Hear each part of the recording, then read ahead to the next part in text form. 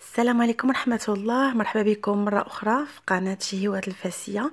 اليوم غادي نشوفوا إن شاء الله دي سيجار معمرين بالكفتة، طريقة التحضير وطريقة المحافظة عليهم في المجمد. كنتمنى انكم تفاعلوا مع القناة ديالي، كنتمنى انكم ما تبخلوش عليا بالتعاليق ديالكم، وندوزو دابا المقادير وطريقة التحضير. بسم الله وعلى بركة الله. غادي نشوفوا المقادير ديالنا. هنا عندي كيلو ديال الكفته او اللحم المفرومه.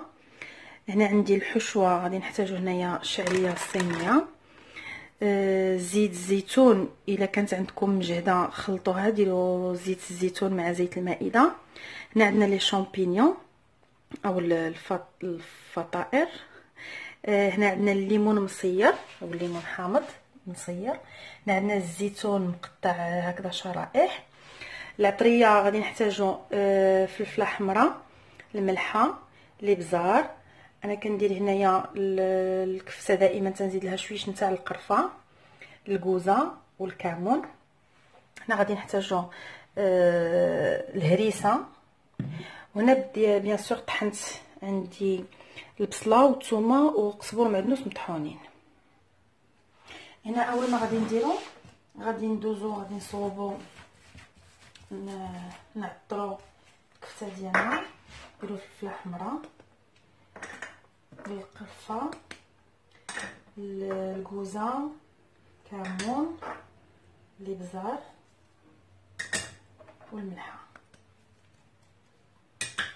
هنا غادي نديرو داك القزبور والمعدنوس والثومه والبصله اللي طحنت من قبل.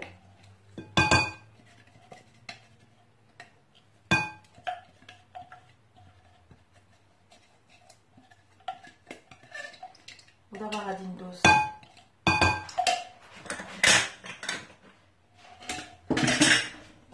غادي نجمع هادشي كله.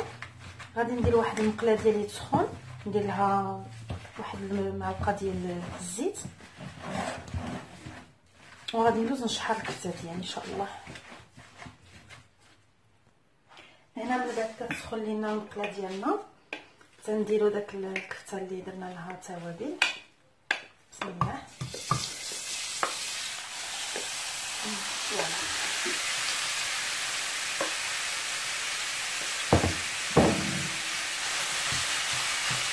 فوالا نحركها.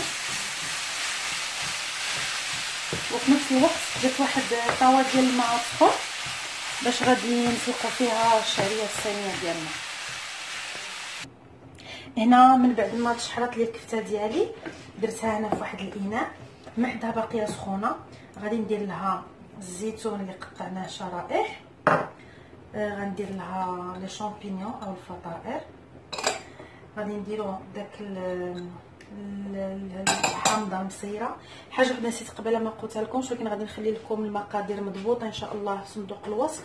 من بعد كنزيدو هنايا واحد تقريبا زلافه صغيره ديال المعدنوس هنايا مقطع، والفرomاج محكوك. غير هو الفرomاج غادي نتسناو حتى يبرد، يعني حتى تبرد لنا الكفته ديالنا مزيان، عاد غادي نضيفوه على بركه الله.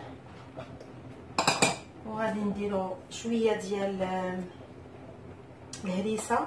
هنا كتبقى على حساب يعني الرغبه ديال كل واحد، واللي كيبغيها تكون حاره شويه ولا ما تجيش فيها الطيبه ديال. هنا غادي نحركو هادشي نتاعنا مزيان، غادي نخليوه يبرد. منين غادي يبرد كيف ما قلت لكم غادي نزيدو عليه الفرomاج والشعريه الصينيه ديالنا راها حتى هي تتسلق. اون فوا غادي توجد غادي نصفيها، غادي نقطعها بالمقص وغادي نضيفها حتى هي على هاد الخليط ديالي باش نمرو ان شاء الله نعمرو لي سيجار ديالنا. هنا الشعريه غادي نقطعها بهذا الشكل هذا. من بعد ما تسلقات صفيتها. واحد النصيحه البنات باش ما تعجل لكمش وديما تبقى هكذا جا راسها. اون فوا تشوفوا تحسوا بها تسلقات ودوزوها باش تصفيوها، غسلوها مزيان بالماء بارد باش بحال الشكل ديال لي بات كتقطع لهم ديك باش ما كيكملوش الطياب ديالهم، الا بقات فيهم السخونيه داخله تيكملوا الطياب ديالهم وتيتعجنوا. دونك من الاحسن انكم تغسلوها هكا بما بارد، تلقوا عليها ما بارد مزيان. انا دابا غادي نقطعها سمحوا لي.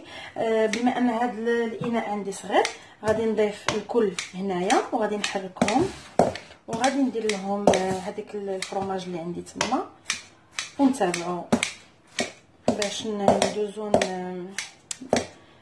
نلفوا لي سيغار ديالنا. هنا درت زلافه ديال الزبده مذوبه وزلافه ديال الدقيق مع الماء ديال العجينه ديال الدقيق. هنا غادي ندهن الورقه ديالي، غادي نهز واحد شويه ديال لافارس اللي عندي هنا. حاول انكم تضغطوا عليه هكا شويش بيديكو تنطويوها على هذا الشكل هذا. بسم الله.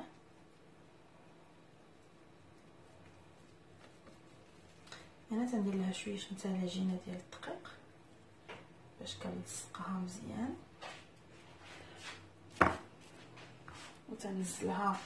هنا جبرتوني ديجا وجدت واحد الصينيه ديال الكونجيلاتور اللي غلفتها بالورق بالبابي سورفيريزي باش غادي ندخلهم ديريكتومون للمجمد. ان بما اننا دابا مبقى ناويين ان شاء الله على الايام المباركه ديال رمضان نوجدوا هكا التحضيرات ديالنا. الله يدخلوا علينا وعليكم بالصحه والسلامه. هذه هي الثانيه ديالي. انا قلت لكم هنا تنحطهم ديريكتومون ما شفتيو. هنا الصينيه ديالي ها هي تنحط فيها البريوات ديالي او لي سيغار. غادي نزيد نصور معكم واحده اخرى. هاد الورقه في الصراحه كتجي شويه غليظه، ماشي بحال الورقه اللي تدار في المغرب. هذيك عندهم ورقه رطبه بزاف مزيونه. الاخوات اللي عايشين هنا في اوروبا راهم عارفين مني علاش تنهضر.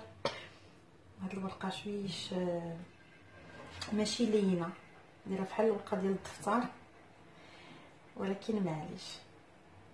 دونك هنا تندوروها بحال هكا. دائما ضغطوا بالاصبع ديالكم باش تشدوا لكم مزيان. فوالا غادي نصور معكم واحده اخرى الاخيره باش ما نطولش عليكم. ما بغيتش نكون ثقيله. الوغ هنا غادي نبقى انا غادي نستمر في التعمر ديال لي سيغار ديالي حتى نسالي تنسالي لافارس نتاعي كامله، تنسالي هاد الكميه اللي عندي هنايا صافي. وغادي ندوزو ان شاء الله للمجمد. النصيحه ديالي لكم البنات، من الاحسن انكم ما تقليوهمش في الزيت، دخلوهم للفران، سخنوا الفران مزيان. منين يسخن الفران دخلوهم ديريكتومون وبصحه.